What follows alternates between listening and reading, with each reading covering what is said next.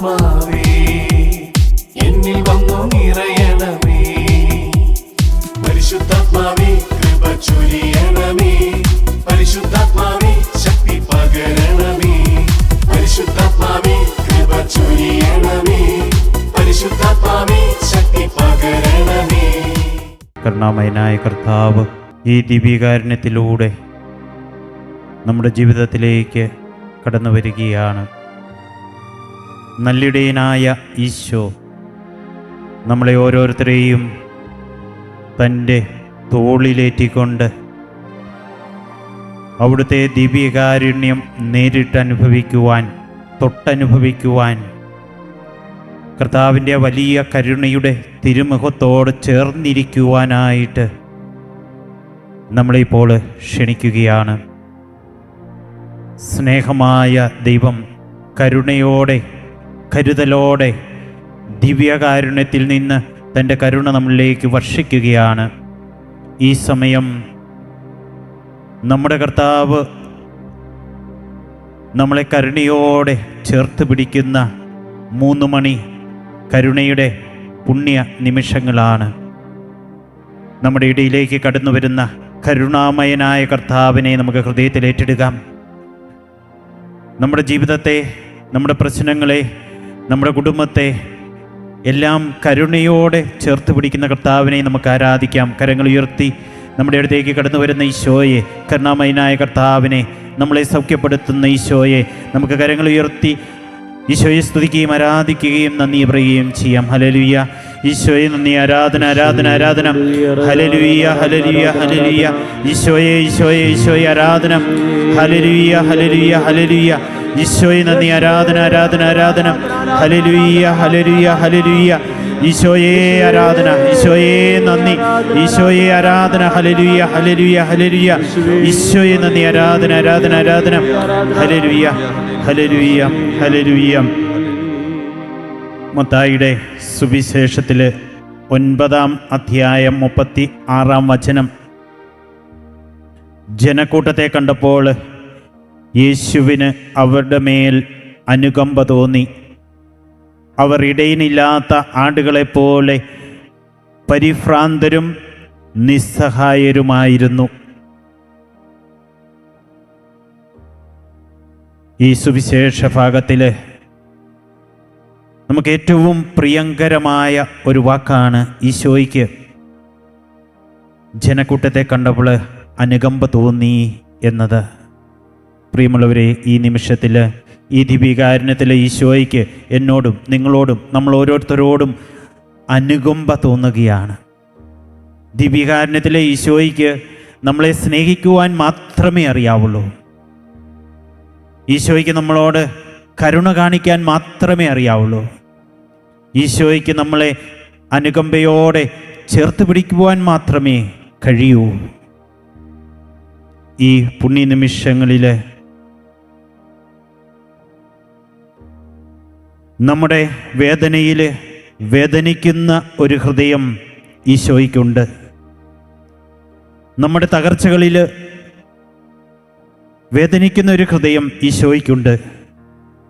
മറ്റുള്ളവർക്ക് വേണ്ടി വേദനിക്കുന്ന ഹൃദയമുള്ള കർത്താവ് നമ്മുടെ വേദനകൾ ഏറ്റെടുക്കും, നമ്മുടെ മുറിവുകൾ വെച്ചുകെട്ടും, നമ്മുടെ രോഗങ്ങൾ സൗഖ്യപ്പെടുത്തും. സുവിശേഷത്തിൽ നമ്മൾ കാണുകയുണ്ടായി, ഇടയനില്ലാത്ത ആടുകളെപ്പോലെ അവർ പരിഭ്രാന്തരും നിസ്സഹായരുമായിരുന്നു എന്ന്. ഇടയനില്ലാത്ത ആടുകൾ അവർ ദുർബലരാണ്, നയിക്കുവാൻ ആളില്ലാത്തവരാണ്. അപകടകരമായ മേഖലകളിലൂടെ കടന്നു പോകുമ്പോൾ എസെക്കിയേലിൻ്റെ പുസ്തകം 34-ാം അധ്യായം 5-ാം വചനത്തിൽ പറയുന്നത് പോലെ, ഇടയനില്ലാത്തതിനാൽ അവർ ചിതറിപ്പോകുന്നവരും കാട്ടിലെ മൃഗങ്ങൾക്ക് ഇരയാകുവാൻ സാധ്യതയുള്ളവരുമാണ്. ഇടയൻ അവരോട് കൂടെ ഇല്ലെങ്കിൽ ദിശാബോധം നഷ്ടപ്പെട്ടവരാണ്, ആത്മീയമായ നിയന്ത്രണങ്ങൾ നഷ്ടപ്പെട്ടവരാണ്. അവർ കരുതലോടെ തോളിലേറ്റുന്നവൻ്റെ അഭാവത്താൽ പരിഭ്രാന്തരാണ്. എന്താണ് ചെയ്യേണ്ടത് എന്നറിയാതെ നിസ്സഹായതയോടെ ജീവിതത്തിൽ മുന്നോട്ട് പോകുന്നവരാണ്. എന്നാൽ പ്രിയമുള്ളവരെ, നമ്മൾ ഇടയനില്ലാത്ത ആടുകളല്ല.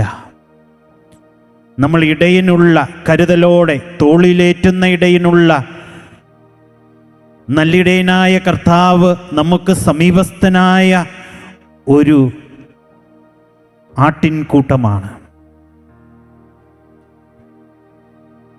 കർത്താവ് അനുകമ്പയോടെ നമ്മളെ നോക്കുകയാണ്.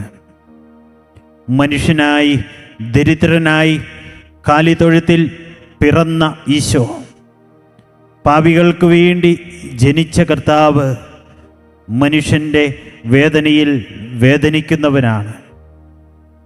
സുവിശേഷത്തിലുടനീളം പ്രിയമുള്ളവരെ, കർത്താവ് വേദനിക്കുന്നവരുടെ വേദനകൾ ഏറ്റെടുക്കുന്നതായിട്ട് നമുക്ക് കാണുവാനായിട്ട് സാധിക്കും. മത്തായിയുടെ സുവിശേഷം 9-ാം അധ്യായം 22-ാം വചനം, 12 വർഷം രക്തസ്രാവക്കാരിയായ സ്ത്രീയോട് ഈശോ പറയുന്നുണ്ട്, മകളെ ധൈര്യമായിരിക്കുക, നിന്റെ വിശ്വാസം നിന്നെ രക്ഷിച്ചിരിക്കുന്നുവെന്ന് പറഞ്ഞ് അവളെ സൗഖ്യപ്പെടുത്തുന്നതായിട്ട് നമുക്ക് കാണുവാനായിട്ട് സാധിക്കും. അവളുടെ വേദന ഏറ്റെടുത്ത ദൈവമാണ്. വീണ്ടും നമ്മൾ ലൂക്കായുടെ സുവിശേഷം 15-ാം അധ്യായം 20-ാം വചനത്തിലേക്ക് വരുമ്പോൾ, ധൂർത്തപുത്രനെ പിതാവ് മനസ്സലിഞ്ഞ് ഓടിച്ചെന്ന് കെട്ടിപ്പിടിച്ച് ചുംബിച്ച് സ്വീകരിക്കുന്നതായിട്ട് നമുക്ക് കാണുവാനായിട്ട് സാധിക്കും. വേദനകളിൽ, വീഴ്ചകളിൽ, ദുർബലമായ നിമിഷത്തിൽ പോലും നമ്മളെയൊക്കെ ആലിംഗനത്തിൽ അമർത്തി സ്നേഹിക്കുന്നവനാണ് നമ്മുടെ ദൈവം. ധൂർത്തപുത്രൻ്റെ മനസാന്തരം അത് കർത്താവിനെ അത്രമാത്രം സന്തോഷിപ്പിക്കുകയാണ്. വീണ്ടും ലൂക്കായുടെ സുവിശേഷം 7-ാം അധ്യായം 13-14 വചനങ്ങളിലേക്ക് കടന്നു വരുമ്പോൾ, നായിനിലെ വിധവയുടെ ഏകപുത്രൻ, ആ പുത്രൻ്റെ മരണത്തിൽ മനസ്സലിഞ്ഞ് കർത്താവ് അവൻ്റെ ശവമഞ്ചത്തിൽ തൊട്ടിട്ട് പറഞ്ഞു, യുവാവേ എഴുന്നേൽക്കുക.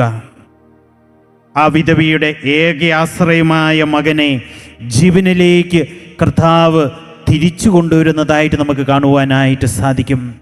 ഇത്രയധികം മനുഷ്യകുലത്തിൻ്റെ വേദനകൾ ഏറ്റെടുക്കുന്ന കർത്താവാണ് ഇന്ന് ഈ നിമിഷം ഈ ദിവ്യകാരുണ്യത്തിൽ നമ്മുടെ മുന്നിലേക്ക് കടന്നു വരുന്നത്.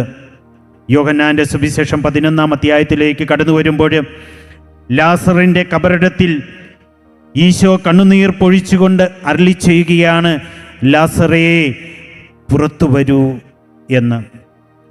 മർത്തയുടെയും മറിയത്തിൻ്റെയും ലാസറിൻ്റെയും ഒക്കെ വേദന കർത്താവ് ഏറ്റെടുത്ത് കണ്ണുനീര് പോലും പൊഴിച്ചുകൊണ്ട് അവനെ ജീവനിലേക്ക് തിരിച്ചു കൊണ്ടുവരുന്നതായിട്ട് നമുക്ക് കാണുവാനായിട്ട് സാധിക്കും. മർക്കോസിൻ്റെ സുവിശേഷം 7-ാം അധ്യായം 34-ാം വചനത്തിൽ, ബധിരനും സംസാരശേഷി കുറവുള്ളവനുമായ ഒരുവനെ അവർ അവൻ്റെ അടുത്ത് കൊണ്ടുവന്നപ്പോൾ അവൻ സ്വർഗത്തിലേക്ക് നോക്കി നെടുവേർപ്പെട്ടുകൊണ്ട് പറഞ്ഞു, എഫാഥ, തുറക്കപ്പെടട്ടെ എന്ന്. തൻ്റെ നാമം വിളിച്ചപേക്ഷിക്കുന്നവർക്ക് സമീപസ്ഥനായ കർത്താവാണ് ഈ ദിവ്യകാരുണ്യത്തിൽ എഴുന്നള്ളി നമ്മുടെ മധ്യത്തിലേക്ക് കടന്നു വന്നിരിക്കുന്നത്. പ്രിയമുള്ളവരെ, രോഗികളും ദുഃഖിതരും മുറിവേറ്റവരും ജീവിത പ്രശ്നങ്ങളാൽ വിഷമിക്കുന്നവരുമായ നമ്മളെ നോക്കി കർത്താവിന് ഈ നിമിഷം അനുകമ്പ തോന്നുകയാണ്. ആ വലിയ അനുകമ്പയാൽ കർത്താവ് നമ്മളെ ചേർത്ത് പിടിക്കുകയാണ്. രക്തസ്രാവക്കാരിയായ സ്ത്രീയോട് ഈശോ പറഞ്ഞതുപോലെ ഇന്ന് നമ്മൾ ഓരോരുത്തരോടും പറയുകയാണ്, മകനെ, മകളെ, ധൈര്യമായിരിക്കുക എന്ന്. ധൂർത്തപുത്രനെ പോലെ നമ്മളെ ഓരോരുത്തരെയും കർത്താവ് ഈ നിമിഷം ആലിംഗനം ചെയ്ത് ബലഹീനരായ നമ്മളെ അവൻ്റെ തിരുഹൃദയത്തോട് ചേർത്ത് പിടിക്കുകയാണ്. പ്രിയമുള്ളവരെ, ഈ കരുണയുടെ പുണ്യ നിമിഷങ്ങളിൽ കർത്താവ് നമ്മളെ മനസ്സിലാക്കി, നമ്മുടെ വിഷമതകൾ മനസ്സിലാക്കി, നമ്മുടെ വേദനകൾ മനസ്സിലാക്കി, നമ്മുടെ കുറവുകൾ മനസ്സിലാക്കി നയനിലെ വിധവയുടെ ഏകമകനെ, ബദനിയിലെ ലാസറിനെ ഉയർപ്പിച്ച കർത്താവ് നമ്മെ ജീവനിലേക്ക് കൈപിടിച്ച് ഉയർത്തുകയാണ്. നമുക്ക് നമ്മുടെ പ്രശ്നങ്ങൾ കരുണാമയനായ കർത്താവിൻ്റെ കരങ്ങളിലേക്ക് കൊടുക്കാം. കർത്താവേ, കരുണ തോന്നണമേ എന്ന് നമുക്ക് പ്രാർത്ഥിക്കാം. ആത്മാർത്ഥമായിട്ട് ഹൃദയങ്ങൾ തുറന്ന് നമ്മുടെ ജീവിതത്തെ, നമ്മുടെ അവസ്ഥകളെ, നമ്മുടെ കുറവുകളെ, നമ്മുടെ വേദനകളെ, നമ്മുടെ ദുർബലതകളെ, നമ്മുടെ വിഷമതകളെ, മുറിവുകളെ എല്ലാം നമ്മളായിരിക്കുന്ന അവസ്ഥയെ കർത്താവിൻ്റെ കരങ്ങളിൽ കൊടുത്തുകൊണ്ട് നമുക്ക് പ്രാർത്ഥിക്കാം. കർത്താവേ, കരുണ തോന്നണമേ എന്ന്. കരുണ തോന്നണേ, എന്നിൽ അലിവു തോന്നണേ. ഈശോയെ, പാപിയാണു ഞാൻ, ഈശോയെ കരുണ തോന്നണമേ. പാപിയാണു ഞാൻ. കരുണ തോന്നണേ, കരുണ തോന്നണമേ ഈശോയെ. എന്നിൽ അലിവു തോന്നണേ. പാപിയാണു ഞാൻ നാഥ, പാപിയാണു ഞാൻ. രോഗിയായ എന്നോട് കരുണ തോന്നണമേ ഈശോയെ. കരുണ തോന്നണേ, വിഷമതകളും മുറിവുകളുമുള്ള എന്നോട് കരുണ തോന്നണമേ ഈശോയെ. ബലഹീനതകളും കുറവുകളുമുള്ള എന്നോട് രോഗിയാണു ഞാൻ നാഥ, സൗഖ്യമേകണേ. കരുണ തോന്നണേ, എന്നിൽ അലിവു തോന്നണേ. പാപിയാണു ഞാൻ നാഥ, പാപിയാണു ഞാൻ. കർത്താവ് തൻ്റെ വലിയ കരുണയിൽ എല്ലാവരെയും ചേർത്ത് പിടിച്ചുകൊണ്ട്, കർത്താവ് എത്രമാത്രം സമീപസ്ഥനാണ്, എന്നെ വിളിച്ചപേക്ഷിക്കുന്നവർക്ക് ഞാൻ സമീപസ്ഥനാണെന്ന് പറഞ്ഞ കർത്താവ്, രോഗികളെ സൗഖ്യപ്പെടുത്തിയ കർത്താവ്, വേദനിക്കുന്നവരെ ചേർത്ത് പിടിച്ച കർത്താവ്, നമ്മുടെ ജീവിതത്തെ, നമ്മുടെ കുടുംബത്തെ, നമ്മുടെ വേദനകളെല്ലാം ഈ നിമിഷം ചേർത്ത് പിടിക്കുമെന്ന വലിയ വിശ്വാസത്തോടെ നമുക്ക് പ്രാർത്ഥിക്കാം. കർത്താവ് നമ്മളെ ചേർത്ത് പിടിക്കുന്ന വലിയ അനുഭവത്തിലേക്ക് കടന്നു വന്നുകൊണ്ട് സമാപന ആശീർവാദത്തിനായിട്ട് നമുക്ക് ഒരുങ്ങാം.